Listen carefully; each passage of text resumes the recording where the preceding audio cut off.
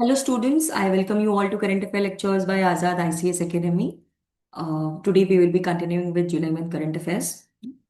Azad ICS ಅಕಾಡೆಮಿಯ current affair ಲೆಕ್ಚರ್ಸ್ಗೆ ನಿಮ್ಮೆಲ್ಲರಿಗೂ ಸ್ವಾಗತ. ಇವತ್ತು ನಾವು ಜುಲೈ ತಿಂಗಳ ಕರೆಂಟ್ ಅಫೇರ್ಸ್ ನ ಮುಂದುವರಿಸ್ತಾ ಇದ್ದೀವಿ. ಇವತ್ತಿನ ಮೊದಲನೆಯ ಟಾಪಿಕ್ ಬಂದ್ಬಿಟ್ಟು ನೋಡಿ, 2024-25ನೆಯ ಆರ್ಥಿಕ ವರ್ಷದಲ್ಲಿ ನಮ್ಮ ಕರ್ನಾಟಕವು ಭಾರತದಲ್ಲಿ ಅತಿ ಹೆಚ್ಚು ತಲಾ ಆದಾಯವನ್ನು ದಾಖಲಿಸಿದೆ. ನಿಮ್ಮೆಲ್ಲರಿಗೂ ತಲಾ ಆದಾಯ ಅಂದ್ರೆ ಏನಂತ ಗೊತ್ತಿರ್ಬೋದು.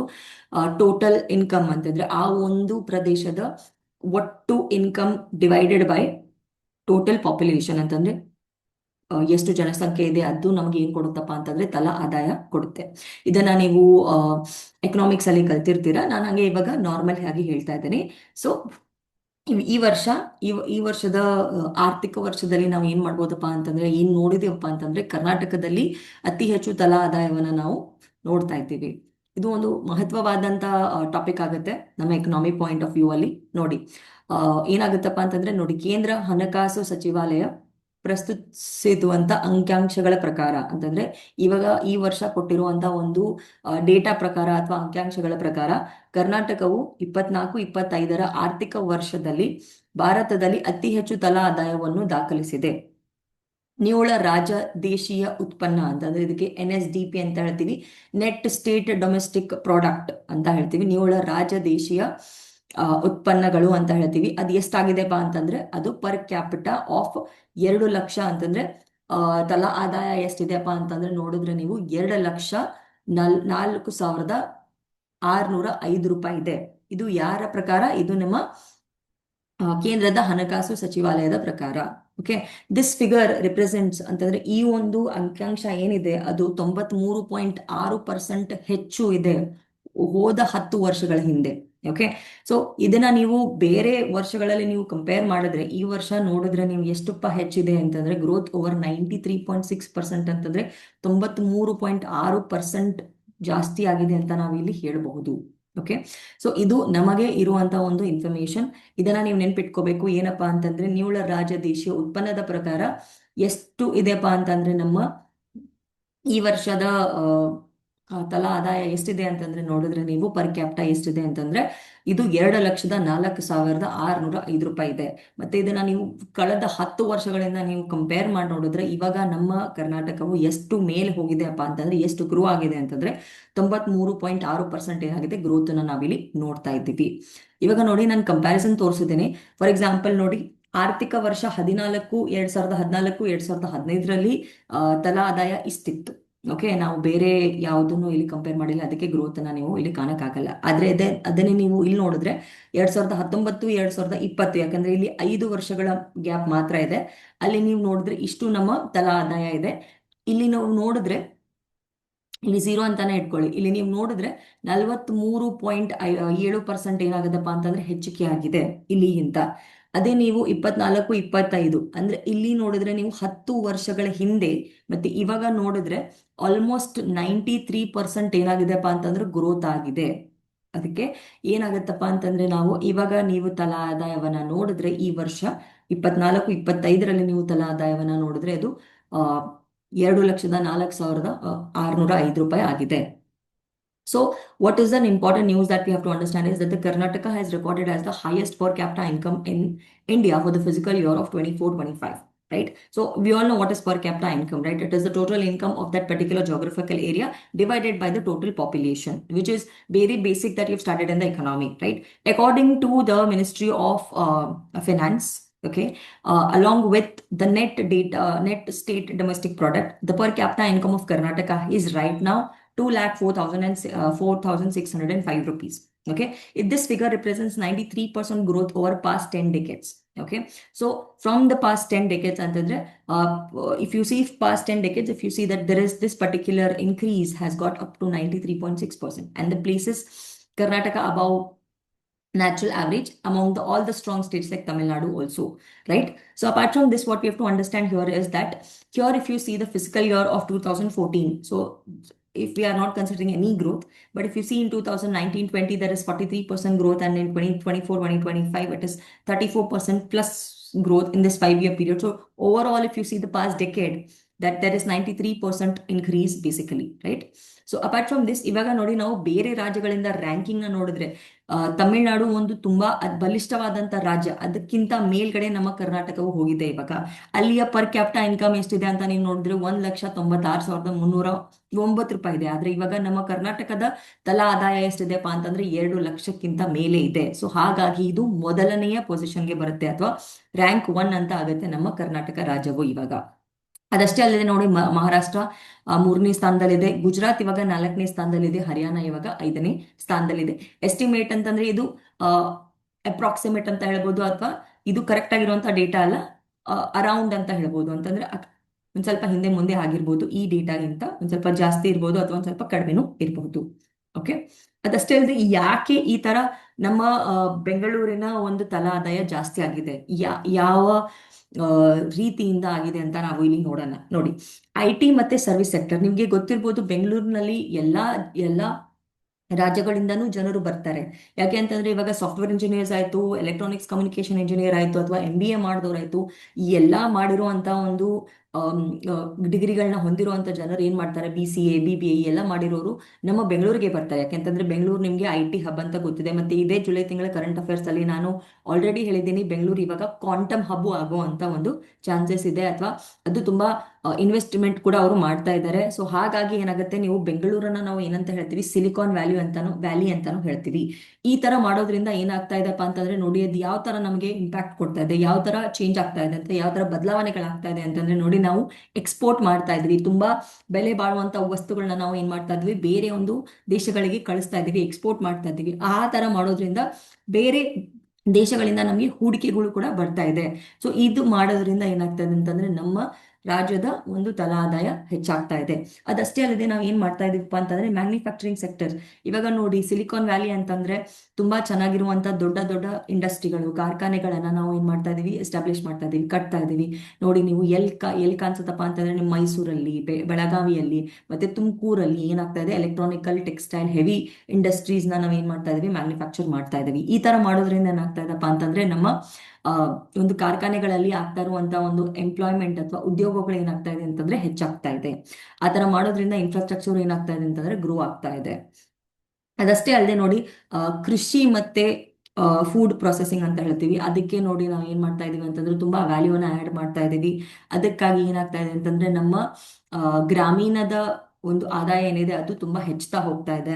ಅದಷ್ಟೇ ಅಲ್ಲದೆ ಟೂರಿಸಂ ಕೂಡ ನಾವು ಮಾಡ್ತಾ ಇದೀವಿ ನಮ್ಮ ಕರ್ನಾಟಕದಲ್ಲಿ. ಈಕೋ ಟೂರಿಸಂ ಅಂತ ಹೇಳ್ಬೋದು, ಮೈಸೂರಲ್ಲಿ, ಹಂಪಿಯಲ್ಲಿ, ಕೂರ್ಗಲ್ಲಿ ಏನಾಗ್ತಾ ಇದೆ ಅಂತಂದ್ರೆ ನಾವು ಟೂರಿಸಂನ ತುಂಬಾ ಏನ್ ಮಾಡ್ತಾ ಇದೀವಿ ಅಂತಂದ್ರೆ ಎನ್ಕರೇಜ್ ಮಾಡ್ತಾ ಇದೀವಿ. ಅದು ಸರ್ವಿಸ್ ಸೆಕ್ಟರ್ ಇಂದಾನು ನಮ್ಗೆ ಏನಾಗ್ತಾ ಇದೆ, ದುಡ್ಡು ಬರ್ತಾ ಇದೆ. ರಿನ್ಯೂಯಬಲ್ ಎನರ್ಜಿ ಸ್ಟಾರ್ಟ್ಅಪ್ ಕೂಡ ಮಾಡ್ತಾ ಇದೀವಿ. ನೋಡಿ, leading hub for clean energy, ನಾವು ಕ್ಲೀನ್ ಎನರ್ಜಿ ಒಂದು ಚೆನ್ನಾಗಿರುವಂತ ಶಕ್ತಿ ಅಂತ ಹೇಳ್ಬೋದು, ಅದನ್ನ ನಾವು ಅದ್ರ ಮೇಲೆ ಸ್ಟಾರ್ಟ್ಅಪ್ ಗಳಾಗ್ತಾ ಇದೆ. ಈ ತರ ಆಗೋದ್ರಿಂದ ನಾವ್ ಏನಾಗ್ತಾ ಇದೀವಿ ಅಂತಂದ್ರೆ ಒಂದು ಸುಸ್ಥಿರ ಗ್ರೋತ್ ನ ನಾವಿಲ್ಲಿ ನೋಡ್ತಾ ಇದೀವಿ. ಈ ಎಲ್ಲವೂ ಏನ್ ಮಾಡ್ತಾ ಇದಪ್ಪ ಅಂತಂದ್ರೆ ನಮ್ಮ ಬೆಂಗಳೂರಿನ ತಲಾ ಆದಾಯವನ್ನ ಹೆಚ್ಚು ಮಾಡ್ತಾ ಇದೆ. ಇವಾಗ ಇನ್ನೊಂದು important, first let us see in English. If you compare this per capita income with other states, see other states like Tamil Nadu is a very strong state. If you compare it with Tamil Nadu, Karnataka state is doing very good. Okay, so if you see the amount that Tamil Nadu is having as a per capita income is somewhere around 1,96,309 rupees. But if you compare that with Karnataka, now Karnataka is doing it better. So Karnataka is now at 2,04,605 rupees, and this is estimate. Somewhere Maharashtra is getting 1,85,000, Gujarat is somewhere around 1,80,000, and Haryana is somewhere 1,75,000. Now, what are the reasons why we have this kind of growth that is being seen, or why the per capita income of this particular state is increasing? One of the reasons is IT and service sector. See, once if you complete your engineering or your MBA, you would like to go to Bangalore and work, right? And we all know that Bangalore is a Indian Silicon Hub, right? Or Valley. Similarly, I've also told you that Bangalore is now going to become a quantum hub also. In the previous lectures, I've discussed that there's around 100 crore investment in India to become, Bangalore to become the quantum hub, and Bangalore is going to also be the largest quantum hub in Asia, right? So that's what we are trying to do in Bangalore. So all this is going to make sure that we are having high level exports, and we are getting more an amount of investments from the global as well. right? We are also focusing on the manufacturing sectors like electronic, textile, and heavy industries and Mysore, Bangalore, and Tumkur regions, right? Apart from this is leading to infrastructural growth, industrial and development, etc. Apart from this, we also have agriculture and food processing. Focus on value added agriculture and export oriented products, right? So rural income will also get boosted. And then we have tourism and culture, right? So heritage sites are there, and then we have ecotourism such in a lot of places like Coorg, Hampi, Mysore, etc. Right? So this is also making sure that the service sector is getting more amount of revenues. Then we have renewable resources, startups, etc. So we are also doing very good in clean energy projects, technical startups, etc. So because of this, what is happening is we are becoming more future ready for the growth. So ಈಗ next topic ನಾವು ನೋಡೋಣ. ನೋಡಿ, ಬೆಂಗಳೂರಿನಿಂದ ಒಂದು city ಇದೆ, ಹೋ Chi Minh city ಅಂತ. ಈ ಸಿಟಿಗೆ ನಾವು ಒಂದು ಫ್ಲೈಟ್ ಇವಾಗ ಡೈರೆಕ್ಟ್ ಆಗಿ ಹೋಗುತ್ತೆ. ಆ ಫ್ಲೈಟ್ ನ ಹೆಸರು ವಿಟ್ ಜೆಟ್. Okay, air. ಇವಾಗ ಏನಾಗುತ್ತಪ್ಪ ಅಂತಂದ್ರೆ ನೇರ ವಿಮಾನವನ್ನ ನಾವು ಇಲ್ಲಿಂದ ಬೆಂಗಳೂರಿಂದ ಈ ಒಂದು ಸಿಟಿಗೆ ನಾವು ಇಲ್ಲಿ ಈಗ ಶುರು ಆಗ್ತಾ ಇದೆ ಅಂತ ಹೇಳಬಹುದು. So the important news that we have is that is VietJet Air direct flight from Bangalore to Ho Chi Minh City, right? So airline ಹೆಸರು ನೋಡಿ, ಯಾವ ವಿಮಾನ ಅಂತ ನೋಡೋಣ. ವಿಮಾನದ ಹೆಸರು ಬಂದ್ಬಿಟ್ಟು ವಿಟ್ ಜೆಟ್ ಏರ್ ಅಂತ ಹೇಳ್ಬೋದು. ಇದು ಒಂದು ವಿಯೆಟ್ನಾಂನ ಒಂದು ಅತಿ ದೊಡ್ಡ ಪ್ರೈವೇಟ್ ಏರ್ಲೈನ್ ಅಂತ ಹೇಳ್ಬೋದು. ತುಂಬಾ ಕಡಿಮೆ ಕಾಸ್ಟ್ ನಲ್ಲಿ ಅಥವಾ ತುಂಬಾ ಕಡಿಮೆ ದರದಲ್ಲಿ ಇವರು ಏನ್ ಮಾಡ್ತಾರಪ್ಪ ಅಂತಂದ್ರೆ ಕ್ಯಾರಿಯನ್ನ ಮಾಡ್ತಾರೆ. ಓಕೆ, ಇವಾಗ ನೋಡಿ, ಆಬ್ವಿಯಸ್ಲಿ ಕಡಿಮೆ ದರ ಇದೆ ಅಂತಂದ್ರೆ ತುಂಬಾ ಜಾಸ್ತಿ ಜನ ಹೋಗ್ತಾರೆ. ಅದಕ್ಕೆ ಜಾಸ್ತಿ ಜನ ಹೋಗೋದು ಆಯ್ತು, ಅವರು ಪ್ರಾಫಿಟ್ ಅಲ್ಲಿ ಇರ್ತಾರೆ. ಕಡಿಮೆ ನೀವು ದರವನ್ನ ಕಾಸ್ಟ್ ಮಾಡ್ತಾ ಇದ್ರೆ ಜಾಸ್ತಿ ಜನ ಬರ್ತಾರೆ. ಸೊ ಈ ತರ ಇದೇನಾಗುತ್ತಪ್ಪ ಅಂತಂದ್ರೆ ಒಂದು ಕಡಿಮೆ ಕಾಸ್ಟ್ ನಲ್ಲಿ ನಿಮ್ಮನ್ನ ಕ್ಯಾರಿ ಮಾಡುತ್ತೆ ಅಂತ ಹೇಳ್ಬೋದು.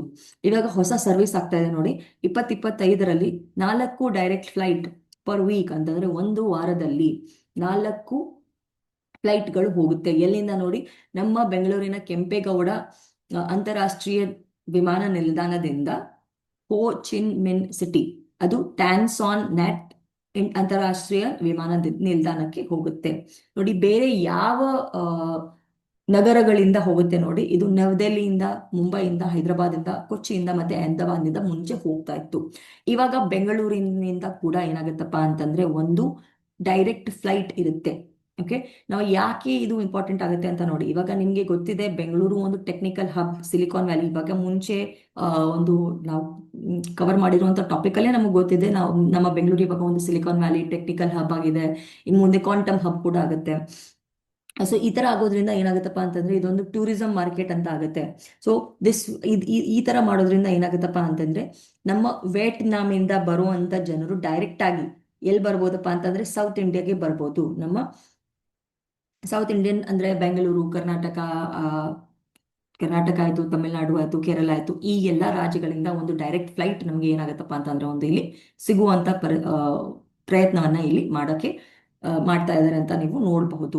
ಸೊ ಈ ನಮ್ಮ ಭಾರತ ಮತ್ತು ವಿಯೆಟ್ನಾಮಿನ ರಿಲೇಷನ್ಗಳು ಹೇಗಿದೆ, ಸಂಬಂಧಗಳು ಹೇಗಿದೆ ನೋಡಿ. ಡಿಪ್ಲೊಮ್ಯಾಟಿಕ್ ಸ್ಟೇಟಸ್, ನಾವು ಒಂದು ಚೆನ್ನಾಗಿರುವಂತ ಸ್ಟ್ರಾಟಜಿಕ್ ಪಾರ್ಟ್ನರ್ಶಿಪ್ ಅಲ್ಲಿ ಇದ್ವಿ 2016 ಅಲ್ಲಿ. ಅದಷ್ಟೇ ಅಲ್ಲದೆ ನಮ್ಮ ನೋಡಿ, ಜೈನಿಸಂ ಆಯ್ತು, ಬುದ್ಧಿಸಂ, ಎಸ್ಪೆಷಲಿ ಬುದ್ಧಿಸಂ ಆಯ್ತು, ಏನಾಗುತ್ತಪ್ಪ ಅಂತಂದ್ರೆ ನಮ್ಮ ವಿಯೆಟ್ನಾಮಿಂದ ಮತ್ತೆ ಭಾರತದಲ್ಲಿ ಎರಡು ಕಡೆಗೆ ನಮ್ಮ ಒಂದು ಏನಂತ ಹೇಳ್ತೀವಿ, ಸಾಂಪ್ರದಾಯಿಕ ಒಂದು ಲಿಂಕ್ ಇದೆ ಅಂತ ಹೇಳ್ತೀವಿ, ಅಥವಾ ಸಿವಿಲೈಸೇಷನಲ್ ಲಿಂಕ್ ಇದೆ ಅಂತ ನಾವು ಕೂಡ ಇಲ್ಲಿ ಹೇಳಬಹುದು. ಅದಷ್ಟೇ ಅಲ್ಲದೆ ಬೆಂಬಲ ನಾವು ಕೊಟ್ಟಿದ್ದೀವಿ ಯಾರಿಗೆ, ವಿಯೆಟ್ನಾಂ ಅವ್ರಿಗೆ. ಅವರ ಒಂದು ಕೊಲೋನಿಯಲ್ ಸ್ಟ್ರಗಲ್ ಇದ್ದಾಗ ನಾವು ವಿಯೆಟ್ನಾಂಗೆ ಒಂದ್ ಸ್ವಲ್ಪ ಸಹಾಯವನ್ನ ಕೂಡ ನಾವು ಏನ್ ಮಾಡಿದ್ದೇವೆ. ಅದಷ್ಟೇ ಅಲ್ಲದೆ ನೋಡಿ, ಡಿಫೆನ್ಸ್ ಕೋಆಪರೇಷನ್ ಕೂಡ ಇದೆ. ಡಿಫೆನ್ಸ್ ಕೋಆಪರೇಷನ್ ಅಂತಂದ್ರೆ ಸಹಕಾರವನ್ನ ನಾವು ಕೊಟ್ಟಿದ್ದೀವಿ, ಡಿಫೆನ್ಸ್ ಅಲ್ಲಿ ಸಹಕಾರವನ್ನ ಕೊಟ್ಟಿದ್ದೀವಿ. ಯಾವ ತರ ಅಂತಂದ್ರೆ ವಿಯೆಟ್ನಾಂ ಅವರು ಏನ್ ಮಾಡಿದ್ದಾರೆ ಅಂತಂದ್ರೆ ಭಾರತೀಯ ಡಿಫೆನ್ಸ್ ಉಪಕರಣಗಳನ್ನ ತೆಕ್ಕೊಂಡಿದ್ದಾರೆ, ಅಥವಾ ನಮ್ಮಿಂದ ಅವರು ಕೊಂಡ್ಕೊಂಡಿದ್ದಾರೆ ಅಂತ ನಾವು ಹೇಳ್ಬೋದು. ಯಾವ ಉಪಕರಣಗಳು ಅಂತ ನಾವು ಹೇಳ್ತೀವಿ ನೋಡಿ. ಬ್ರಹ್ಮೋಸ್ ಮಿಸೈಲ್ ಡೀಲ್ ಡಿಸ್ಕಷನ್ ನಡೆದಿದೆ. ಅದಷ್ಟೇ ಅಲ್ಲದೆ ನಾವು ಸೌತ್ ಚೈನಾ ಸಿ ಅಲ್ಲಿ ನಾವು ಏನ್ ಮಾಡಿದೀವಪ್ಪ ಅಂತಂದ್ರೆ ನೇವಲ್ ಎಕ್ಸರ್ಸೈಸ್ಗಳನ್ನ ಕೂಡ ಎರಡು ದೇಶಗಳು ಜಂಟಿಯಾಗಿ ಮಾಡ್ತಾ ಇದೆ, right? So next important topic that we have is that there is WestJet airline that is now going to have a direct flight from Bangalore to Ho Chi Minh City. Now we are going to have 4 direct flights as per the week between the Bangalore Kempegowda International Airport to the Ho Chi Minh City. In there we have Tan Son Nhat international airport, it's called as, right? The other cities which are connecting with this particular direct flight are nothing but your New Delhi, Mumbai, Hyderabad, Cochin, Ahmedabad, etc., right? So we also want to make sure that, as we all know, that the Bangalore is a technical hub and it's emerging as outbound tourism market. So hence, what we want to show here is we want this additional show Vietnam's intent. So Vietnam is trying to, get connected to the South India as well. ಅಂತಂದ್ರೆ ನೋಡಿ, Vietnam ಅವ್ರು ಏನ್ ಮಾಡ್ತಾ ಇದಾರಪ್ಪ ಅಂತಂದ್ರೆ ನಮ್ಮ south ಇಂಡಿಯಾದಲ್ಲಿ ಇರುವಂತ ಜನರಿಗೂ ಕೂಡ ಅವರು ಕನೆಕ್ಟ್ ಆಗ್ಬೇಕು ಅನ್ನೋ ಒಂದು ನಿಟ್ಟಿನಲ್ಲಿ ಈ ಒಂದು ಫ್ಲೈಟ್ ನ ಅವ್ರು ಏನ್ ಮಾಡ್ತಾ ಇದಾರೆ, ತಗೊಂಡ್ ಬರ್ತಾ ಇದಾರೆ ಅಂತ ಹೇಳ್ಬಹುದು. So they are trying to show interest in the South Indian travellers as well, because they want the South Indian travellers also to travel to Vietnam and do a lot of business. So that's why this particular flight has been introduced. Now, if you see the bilateral relations between India and Vietnam, is that India is playing a very strategical role. We have a very good partnership that was there in 2016, and historically also we have very nice civilizational links. Like Buddhism is spread to Vietnam via India. How did Buddhism go to Vietnam? Through India itself. So India has also supported Vietnam in its colonial ties. So when maybe they're struggling with the colonial issues, that is when India has supported Vietnam. And then we also have defense cooperation, like Vietnam buys India's defense equipments like BrahMos missile, okay, which the deal is yet in discussion. And then we have also done a lot of joint naval exercises in South China Sea, right? So these are some of the important topics that we have for today. ಇವತ್ತಿಗೆ ಈ 2 topics ನಾನು cover ಮಾಡಿದ್ದೇನೆ.